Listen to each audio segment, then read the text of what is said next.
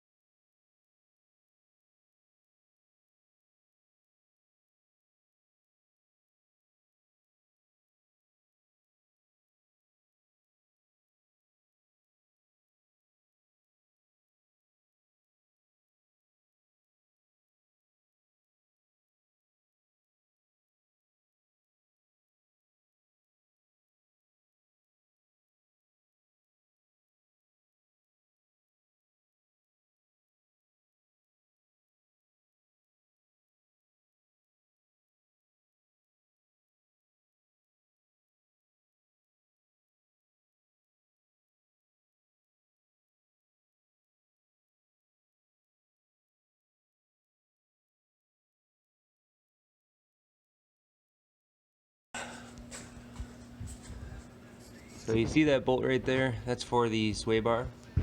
It's going to be this guy and this guy. Oop, this guy here. Now, let's see if I can get a better view of this here. See the blue and red oil cooler line there? That's the one I'm going to end up disconnecting and hooking to this thing. So I'll hook it up to the one end. I'll have to put a 90 probably on it or something. And then I'll hook the other end up to the spot that line is hooked to. That way I'm just adding more oil cooling capacity. Now you can see right now it has these quick connect fittings, and once I pull these guys off of here, it actually fits a AN style thread. So I'll just put an AN fitting on the end of this, and it'll be nice and easy to adapt to fit to the Dash 10 AN.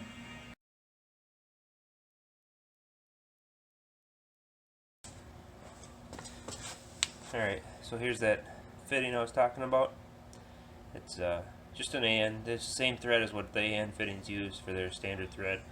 And you can see it's got an O-ring here, which is also what AN fittings use for threading into other components like regulators and such. So it'll be nice and easy to adapt.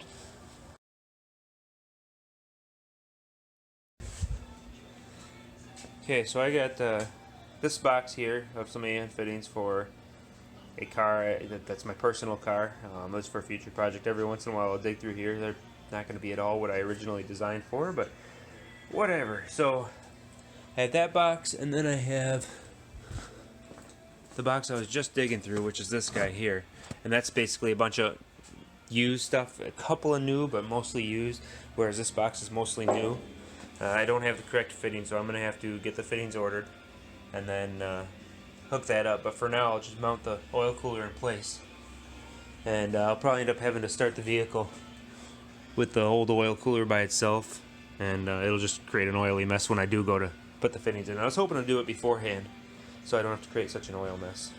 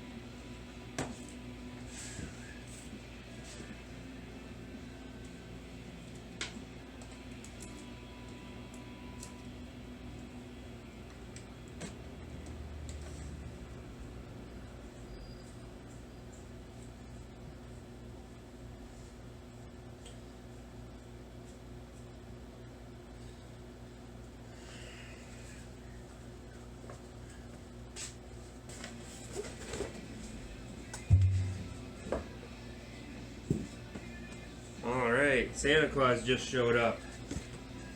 We got the stand for the phone, so I will get that going pretty soon here, and you guys will have some better footage.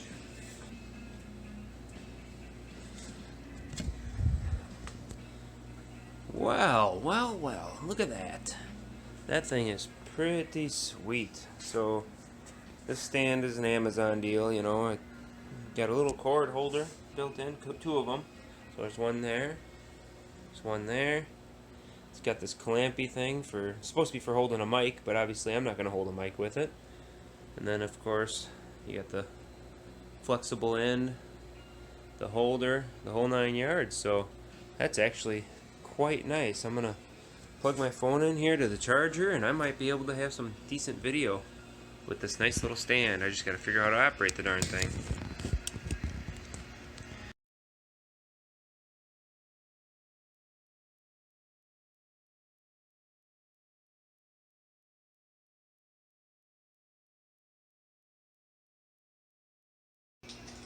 Now this is where things like my OCD kick in. These clamps don't line up with each other. It drives me crazy.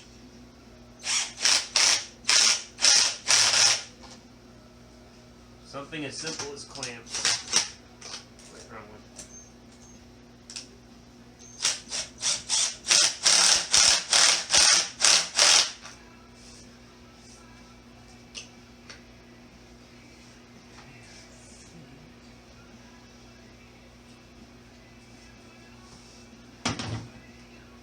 Now I'm just kind of checking all the hose clamps, making sure none of them are loose. Check all my fittings. Everything's looking good that I can see. Got to get the radiator support in.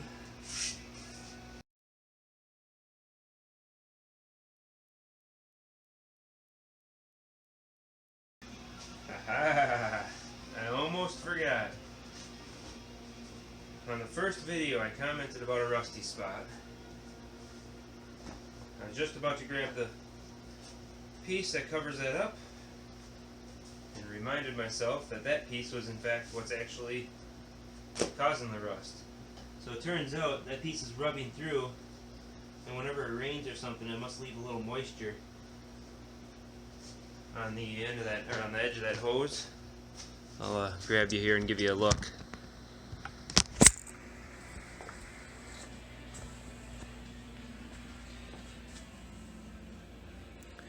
You see that there's that bar I added. You can see the welds there and the triangulation, but that little mark right there that goes all the way across, and it's most prevalent on the ends because the piece that gets held down by that tab also sits against that, and it gets held down by, I think, I don't see it. Oh, maybe it doesn't. Maybe it just sits there and rests on it. But here's the deal with that. So that guy, it's this plate that covers, you know, pretty plate. It let's see if I can get it to focus on there.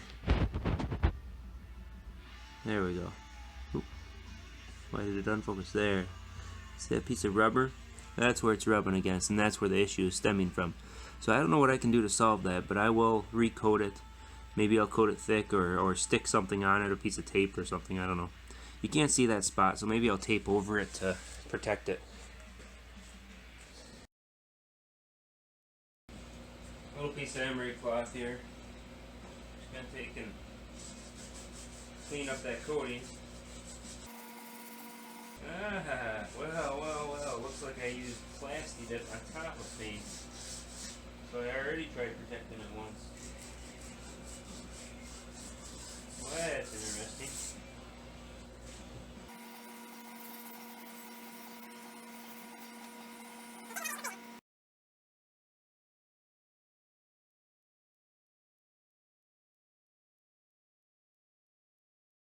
I have something even better here. This is a stainless steel. It's like an adhesive shim stock, I guess. I don't know. I got it from one of my suppliers. Needed it for a project to shim something out, so I got to wedge a part into place in order to machine it. So I'm going to take this and put that on there. It's got an adhesive back. I might try and find something else to hold this in place too, because I don't know how good the adhesive is. And this won't wear through though, and since it's stainless steel, it won't rust. So that's what I'm going to put up there.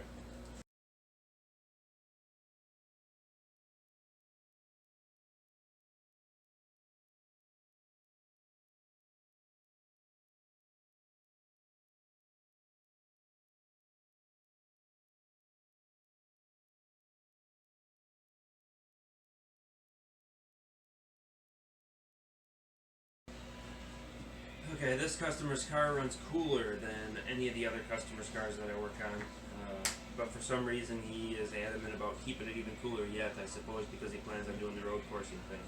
So he is going to try something. It's straight water and something called water wetter for lubricant to help with the cooling system for the water pump. If you don't have any kind of lubricant, you'll destroy the pump. So I guess water, you know, it displaces heat better than antifreeze does, and so he's going to try straight water. Come winter, he'll have to change it out and add the antifreeze to keep it from freezing when he stores it, which is going to be kind of a pain in the ass, but it's what he chooses to do, and he's not opposed to paying the money to front the water and the distilled water, the antifreeze, and everything else. So I gotta fill this system up, run it, drain it, fill it up again, and that's just to make sure that I get as much antifreeze out as possible. So I'm gonna start by topping it off just a little bit with water. Oh no, I spilled water. But no, anyway, after I get just this 1 gallon in here, maybe not even the whole gallon, I have a tool that sucks a vacuum down on the cooling system. It gets rid of all the trapped air. Works really well. So I'll be using that pretty much right now because almost a gallon and it came to the top. Obviously it's not full, there's still a few gallons to go, but it'll sit and drain back, and then I'll put the vacuum thing on there.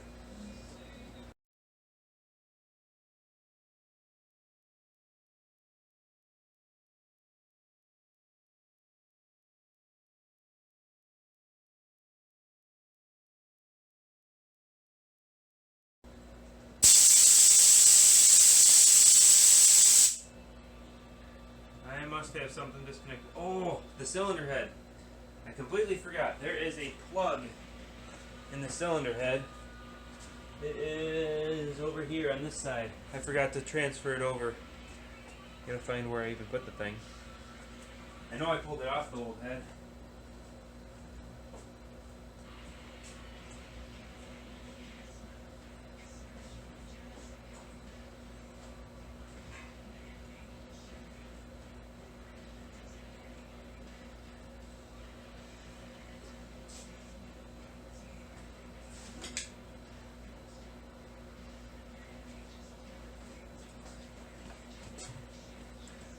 Here's the plug I forgot. It's got to go in the cylinder head. I'm just going to take and put a little dabble of RTV, not much, just enough to seal it when it's against that head. I don't trust the lack of a crush washer that's on there. I could replace it if I had one, but I don't have one right now. Okay, well that should work a lot better now. So we'll go give it a try again.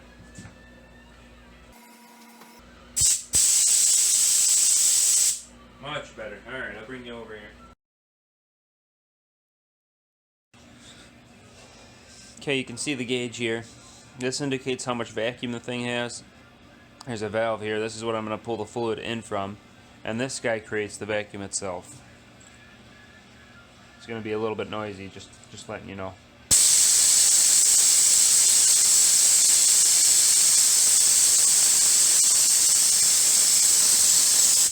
Now if you watch the hose over there, it'll actually collapse once I get so far.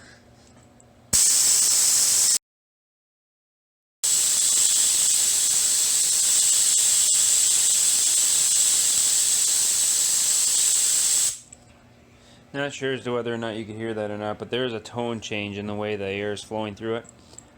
Usually it'll whistle. This time it didn't whistle, it just made a tone change. But that's an indication that you're not going to get any more vacuum out of it. So you might as well just hook the hose up and suck the fluid in.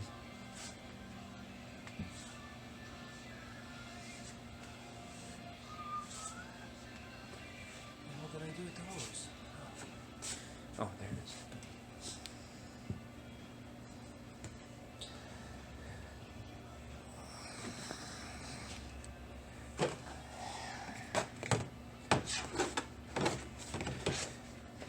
Now as far as this clamp over here, I want to take it off of that hose and put it on the other hose. That way it pulls the coolant through, leaving it for air to come out.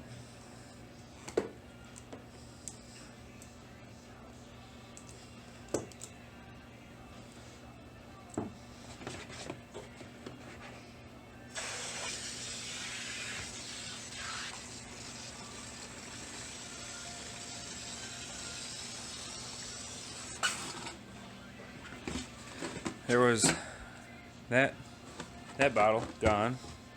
That was just a partial because I already poured some in. Now to another new one. And I'm going to move it so that you guys can see this. Oops. Should have paid a little more attention. So you can see how fast this actually goes down. It pulls the water through pretty darn quick. Alright. Ready? Here it goes.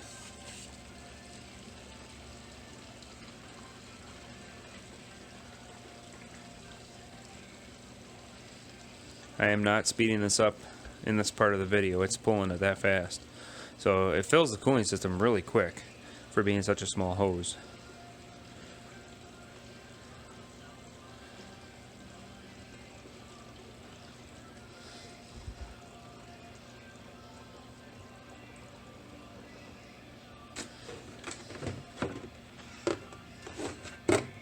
Now I stopped it with just a little bit in there. I don't know if you can see that. There's a little bit in there though. I didn't want to pull air like I did on the last one.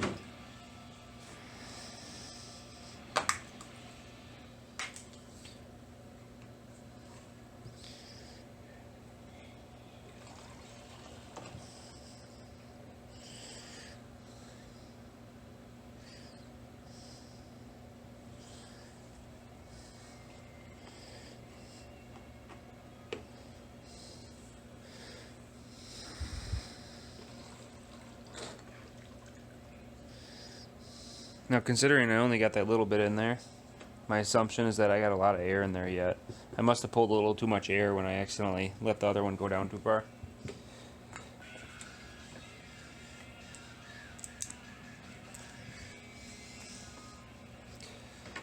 I will say the nice thing about the water is I don't have to clean anything up. It's just water, and it's distilled water, so theoretically it won't even leave spots.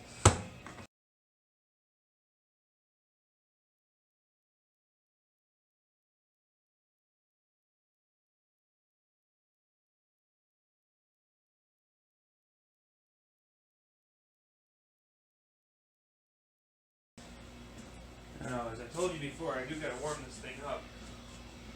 So I'm gonna back it up a little and leave it run.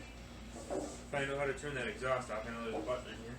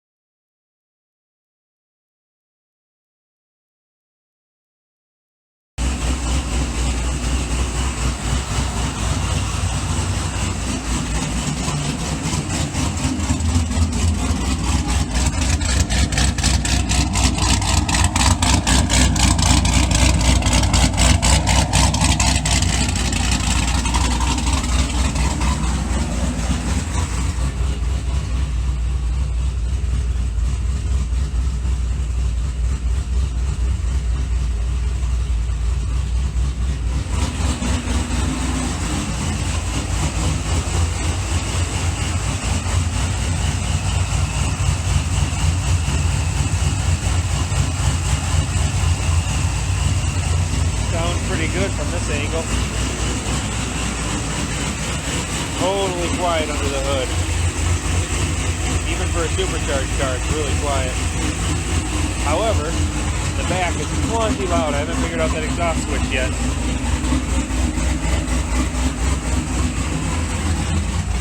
Normally, it's these guys here.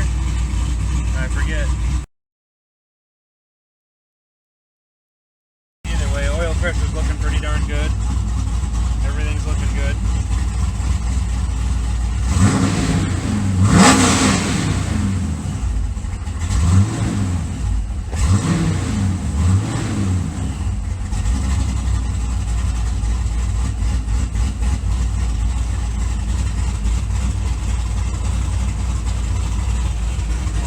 See what the coolant is doing.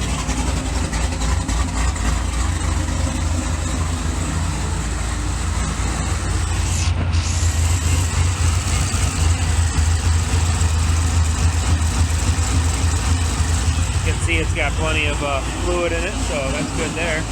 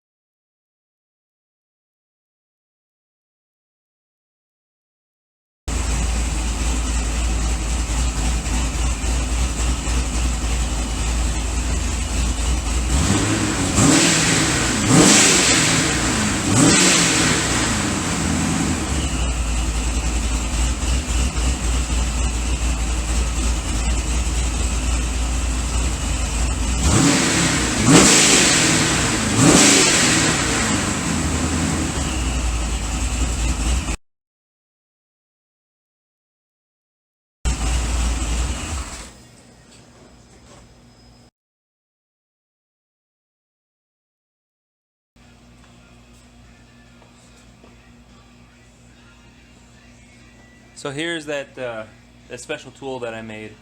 This is the ring tool that I had in my previous video that I told you that I had accidentally used it to lift the car, but I got grooves that I had cut into here, and it just stretches the ring just a little bit. Each groove is a different bore size, and it'll stretch the ring just a little bit and hold it in place, and then I just use my finger to hold down on it, and then I run this through, you know, against the guide of the saw, and it works really well. So I'm going to put the correct thing underneath this car.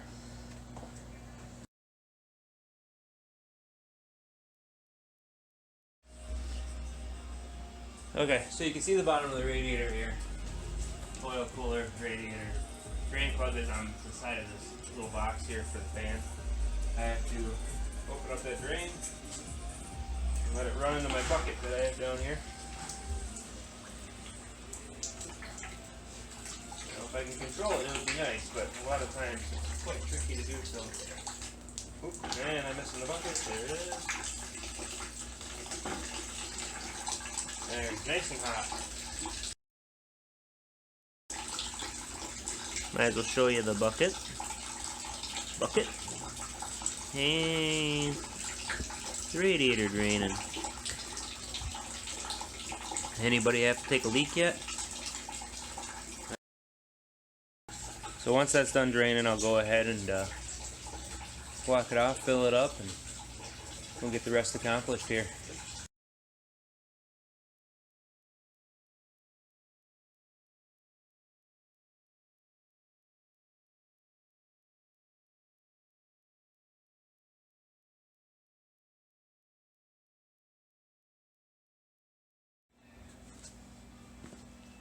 Okay, I got the cooling system all drained. The plug is tight. I'm going to lower the vehicle down.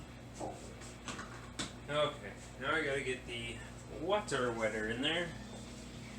So, first things first, read the instructions. Goofy as that sounds, I want to make sure I don't mix it too strong, too weak, whatever. 1 ounce per quart or bottle per automotive cooling system. Of 12 to 20 quarts, less than 50% antifreeze, provides further improvement in temperature reduction. But at least 15% antifreeze should be used in street vehicles. Redline's water wetter provides excellent corrosion protection on the cast iron. So in other words, it was unnecessary for me to completely clean up the system, because it wants some antifreeze in there. So I will fill it as best I can with leaving some room for antifreeze, and then I will let the customer know, hey, it recommends antifreeze in there, and see what he wants to do.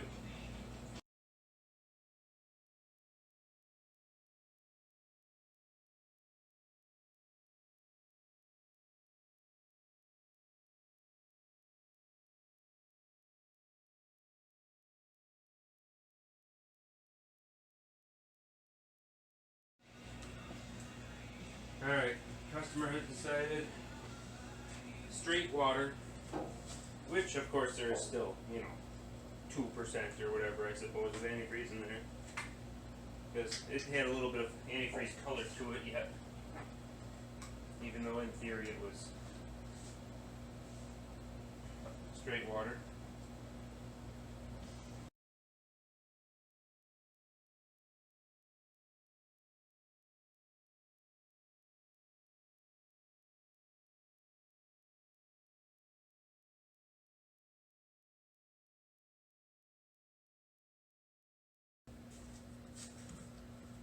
It's a gloomy day outside today. It's raining, it's been drizzling, kind of on and off. It's just nasty all day outside, right? Well, it was a beautiful day here in the shop. I got a lot accomplished.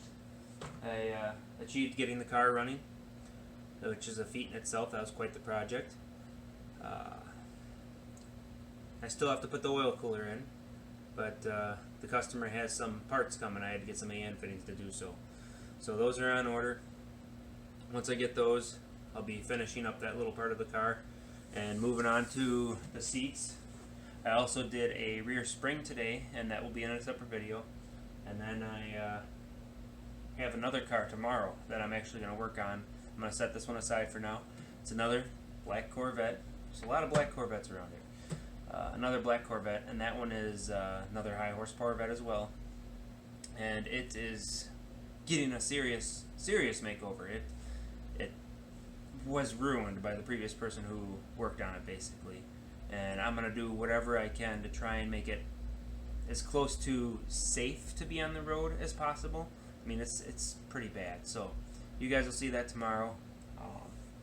Should be some good stuff. There should be some pretty fun commentary on there too. I will be picking on that car. I do have to hide the name wherever there's a name, so you're going to see some blue tape, but never mind that. Yeah, like, subscribe. If you enjoyed the videos enough, hit the little notification bell, and you will be notified whenever a new video comes up.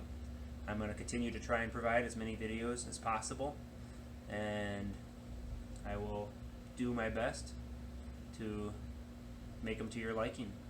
Thank you for watching, and enjoy.